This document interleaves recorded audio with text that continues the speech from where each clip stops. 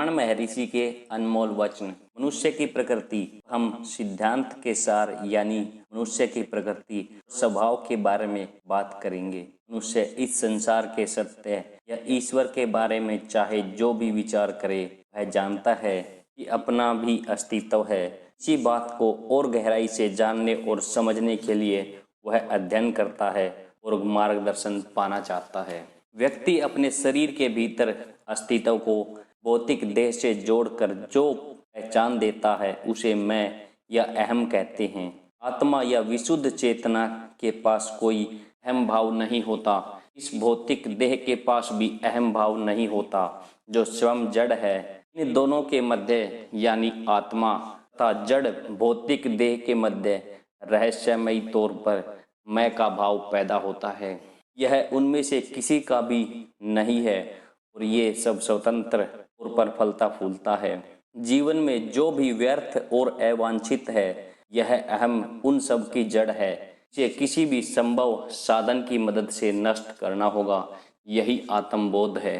भगवान अक्सर कहते हैं, संसार तुम्हारे बाहर नहीं, सब तुम पर ही निर्भर करता है। तुमसे बाहर कुछ भी नहीं है। मुझे ये बातें भ्रमित कर देती हैं। मेरे जन्म से भी पहले संसार का अस्तित्व था और मेरी मृत्यु के बाद भी बना रहेगा।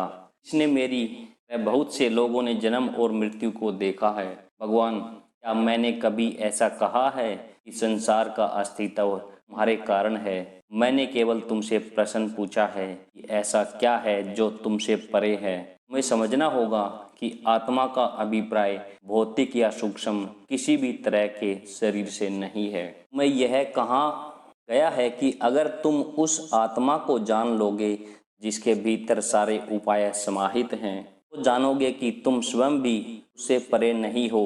तुम्हारे जैसे अन्य और संसार भी उसमें शामिल हैं। तुम उस सत्य को अनुभव कर सकोगे जो उस सारे संसार की सर्वोच्च आत्मा है। जिसे तुम अभी देखते हो, वह सारी आत्माओं की भी आत्मा है। वही एकमात्र परमात्मा शाश्वत आत्मा है जो अहम या व्यक्ति से परे है, जिसे नश्वर माना गया है। तुम्हें अहम या देह के विचार को आत्मा से जोड़ कर नहीं देखना चाहिए। क्या भगवान कहना चाहते हैं कि आत्मा ईश्वर है? अगले उत्तर में भगवान अपनी बात को सिद्धांत से अभ्यास की ओर ले आते हैं। यह पूरा अध्याय सिद्धांत के लिए है, इसलिए इस बारे में विस्तार से लिखना उपयुक्त नहीं होगा, परंतु यह दिखाया जाना चाहिए कि संवाद को सिद्धांत से अभ्यास की ओर कैसे ले जाया जा सकता है। भगवान, आप इस परेशानी को देखें। मैं कौन हूँ का आत्म अनुसंधान, मैं शिव हूँ या मैं वह हूँ की तकनीक से अलग है। मैं आत्म विचार पर बल देता हूँ। संसार और इसके स्वामी को जानने से पहले यह अनिवार्य है कि आप स्वयं को जानें। मैं वह हूँ या मैं ब्रह्म हूँ जैसे ध्यान काफ़ी हद तक मानसिक है, परंतु आत्मा को जानने की जिज्ञासा एक सीधी राह है और इसे सबसे श्रेष्ठ माना जाए। जो ही आप आत्मा की खोज में अपने भीतर गहराई में उतरते हैं, तो सच्ची आत्मा आपसे मिलने के लिए प्रतीक्षारत है और इसके बाद जो होना है वह किसी दूसरे को कहना है।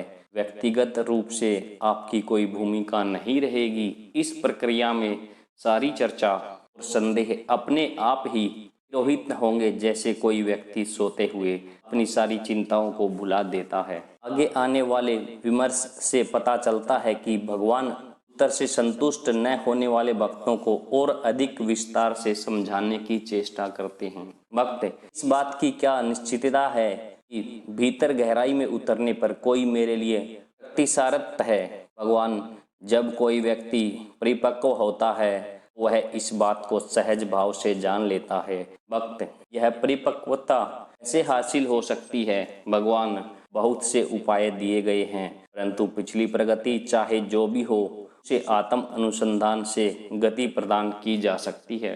भक्त, यह तो गोल दायरे में घूमने वाली बात हुई।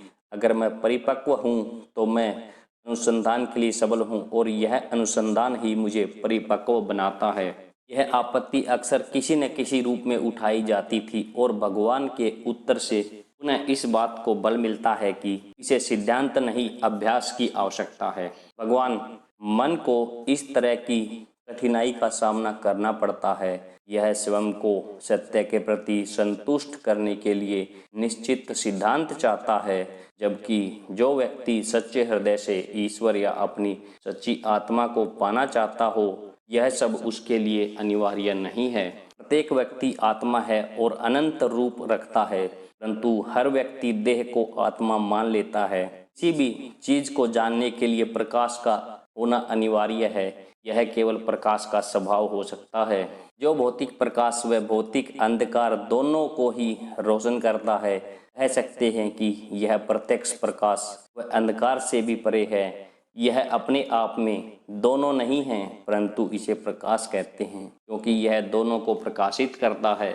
यह अनंत है और चेतना है। चेतना ही आत्मा है जिसके बारे में सभी सजग हैं। कोई भी कभी भी अपनी आत्मा से परे नहीं होता। इसलिए एक मायने में सभी आत्मज्ञानी हैं और यही सबसे बड़ा रहस्य है। लोग इसे नहीं जानते और सत्य का बोध पाना चाहते हैं। बस उन्हें इस झूठे उपाय से छुटकारा पाना है कि वे ज्ञानी नहीं हैं। उन्हें कुछ नया हासिल नहीं करना, यही पहले उनके भीतर उपस्थित होता है, वरना यह शाश्वत और नित्य न होता। जो शाश्वत और नित्य है वह केवल वही पाने योग्य है। एक बार इस गलत धारणा से कि मैं एक शरीर हूँ या मैं ज्ञानी नहीं हूँ से मुक्त होने के बाद केवल महाचेतना या आत्मा ही शेष रहती है और लोगों की वर्तमान ज्ञान की अवस्था में इसे बोध कहते हैं, जबकि सत्य तो यह है कि यह पहले से अभी भी और यहीं उनके पास मौजूद है। चेतना विशुद्ध ज्ञान है। मन इससे भी पैदा होता है और विचारों से बनता है। केवल जागरूकता या चेतना मन का सार है। जब इस अहम छा जाता है, वह यह तर्क व चिंतन के साथ काम करने लगती है। सार्वजनीन मन को अहम के साथ सीमित नहीं किया जा सकता। यह कहीं बाहर नहीं है और केवल एक जागरण है। बाइबल में कहा गया है, I am that I am, यह वही है। अहम से घिरा मन इतना दुर्बल हो जाता है कि दुख से भरे विचारों से स्वयं को मुक्त नहीं कर पाता। अहम रहित मन प्रसन्न रहता है, जैसे हम गहरी और सपनों से रहित नींद में देखते हैं। सुख और दुख का संबंध केवल मन से है। वक्त जब मैं की खोज करता हूँ तो मुझे कुछ नहीं दिखता। भगवान आप ऐसा इसलिए कह रहे हैं क्योंकि आपने अपनी पहचान देह से जोड़ रखी है और आप उसे अपनी आँखों से देखना चाहते हैं, परंतु देखने के लिए क्या है और किसने देखा है और कैसे? केवल एक चेतना है और यह स्वयं को शरीर की पहचान से जोड़ती है। आँखों से जोड़ते हुए अपने आसपास की वस्तुओं को देखती है। व्यक्ति अपनी जागृत अवस्था तक सीमित है। वह कुछ अलग देखने की अपेक्षा करता है और इंद्रियों की सत्ता को स्वीकारता है। वह इस बात को नहीं मानेगा कि जो वह देखता है, जिसे देखा जा रहा है और देखने का कार्य सभी एक ही चेतना के रूप में है।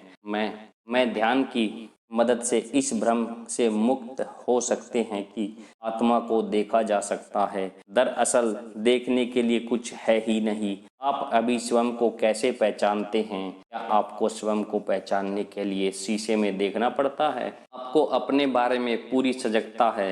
इसे ही जाने, यही परम सत्य है। वक्त जब मैं विचारों के स्रोत की तलाश करता हूँ तो मैं का बोध आता है, परंतु इससे मुझे संतोष नहीं होता। भगवान यह ठीक है क्योंकि आपके लिए मैं का बोध भौतिक देह से जुड़ा हुआ है। विशुद्ध आत्मा से कुछ भी जुड़ा नहीं होना चाहिए। आत्मा विशुद्ध सत्य है जिसे प्रकाश में शरीर, हम और बाकी कुछ चमकता है। जब सारे विचार स्थिर होते हैं तो भी विशुद्ध चेतना बनी रहती है। वक्त अहम कैसे जन्म लेता है? इन प्रश्नों के उत्तर में बहुत सारा दर्शन सामने आता है, परंतु भगवान इसके अस्तित्व को मानने से इनकार करते हुए लड़ाई से अद्वैत के सत्य को बल देते हैं। भगवान कोई अहम नहीं है। अगर ऐसा होता तो आपके अपने भीतर दो आत्माओं के अस्तित्व को स्वीकार करना होता। इस तरह कोई अज्ञान नहीं है। यदि आप आत्मा का अनुसंधान करें तो अज्ञान जो पहले से ही अस्तित्व में नहीं है, आपको उसका अस्तित्व नहीं मिलेगा और आप कहेंगे कि वह ओझल हो गई। कई बार श्रोता तो ऐसा लगता है कि विचारों की अनुपस्थिति का अर्थ शून्य होगा। अब भगवान इसे स्पष्ट तौर पर समझाते हैं। विचारों की अनुपस्थिति का अर्थ शून्य नहीं है। कोई ऐसा तो होगा जो उस खालीपन के लिए सजग होगा। ज्ञान और अज्ञान का संबंध केवल मन से है और उसे द्वैत में है, परंतु आत्मा इन दोनों से परे है। वह विशुद्ध प्रकाश है। एक आत्मा को अपनी आत्मा को देखने की जरूरत नहीं है। कोई दो आत्मा नहीं है। जो आत्मा नहीं है वह अनात्म है और वह अनात्म को नहीं देख सकती। आत्मा के पास दृश्य या श्रव्य गुण नहीं, यह उनसे परे है। यह अपने आप में विशुद्ध चेतना है। भगवान अक्सर कहते थे कि नींद के दौरान भी मनुष्य का अस्तित्व बना रहता है। सपनों में रहित नींद इस बात का प्रमाण है कि वह अहम और देह भाव से परे अस्तित्व रखता है। वे गहरी नींद की अवस्था को देह रहित व अहम रहित अवस्था भी कहते हैं। भक्त, मैं नहीं जानता कि आत्मा अहम से अलग है या नहीं। भगवान, गहरी नींद के दौरान आप किस अवस्था में थे? भक्त, मैं नहीं जानता। भगवान, कौन नहीं जानता? जो आत्मा जाग रही है, परंतु तुम इनकार नहीं कर सकते कि गहरी नींद में भी तुम्हारा अस्तित्व था। भक्त, मैं था और हूँ, परंतु यह नहीं जानता कि गहरी नींद में कौन था। भगवान, बिल्कुल ठीक है। जागने वाला कहता है कि जब वह गहरी नींद में था तो वह उसके बारे में कुछ नहीं जानता। अब वह वस्तुओं को देखकर जानता है कि उसका अस्तित्व है, परंतु नींद के दौरान वस्तु और देखने वाला दोनों ही नहीं थे। और फिर अभी जो व्यक्ति बोल रहा है, गहरी नींद के दौरान उसका भी अस्तित्व था। इन दोनों अवस्थाओं में क्या अंतर है? अब वस्तुओं और इंद्रियों का खेल है, जबकि गहरी निद्रा में यह सब नहीं था। एक नई सत्ता और नए अहम का जन्म हुआ। यह इंद्रियों के माध्यम से काम करता है, वस्तुओं को देखता है, शरीर के साथ भ्रम पैदा करता है और आत्मा होने का दावा करता है, जबकि वास्तव में जो गहरी नींद में सो रहा है वही अभी भी जारी है। आत्मा अपरिवर्तनशील है। हम बीच में आ गया है। जो उठकर आगे आता है वह हम है। जो अपरिवर्तनशील रहती है वह आत्मा है। कई बार ऐसे उदाहरण इस विचार को बल देते थे कि भगवान जिस आत्मबोध की बात करते हैं वह अवस्था भौतिक नींद जैसी होती है, अतः उन्हें बार बार इसका विरोध करना पड़ता था। भगवान, जागृति, स्वप्न और निद्रा केवल मन के चरण हैं। इनका आत्मा से संबंध नहीं है। आत्मा इन तीनों अवस्थाओं की साक्षी है। नींद में अपना आपका सच्चा अस्तित्व बना रहता है, परंतु हमें ध्यान के समय न सोने की सलाह दी जाती है। भगवान, आपको जड़ता से अपना बचाव करना है। वह नींद जो जागने के साथ जुड़ी है वह सच्ची नींद नहीं है।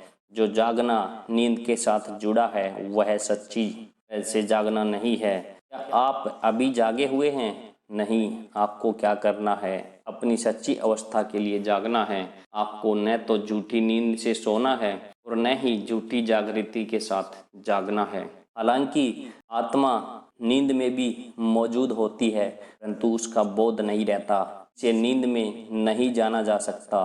पहले इसे जागृति में जानना होगा, क्योंकि यह हमारी सच्ची अवस्था है जो तीनों अवस्थाओं में बनी रहती है। जागृत अवस्था में प्रयत्न किए जाना चाहिए और आत्मा का ज्ञान लेना चाहिए, तभी इसे उस निरंतर बनी रहने वाली आत्मा के तौर पर जाना जा सके, जिस पर जागृति, सुषुप्ति और गहरी निद्रा का कोई प्रभाव नहीं होता। दरअसल आत्मबोध प्राप्ति सच्ची अवस्था की चौथी अवस्था के नाम से भी जाना जाता है। यह जागृति, सुषुप्ति और गहरी निद्रा की तीनों अवस्थाओं से परे है।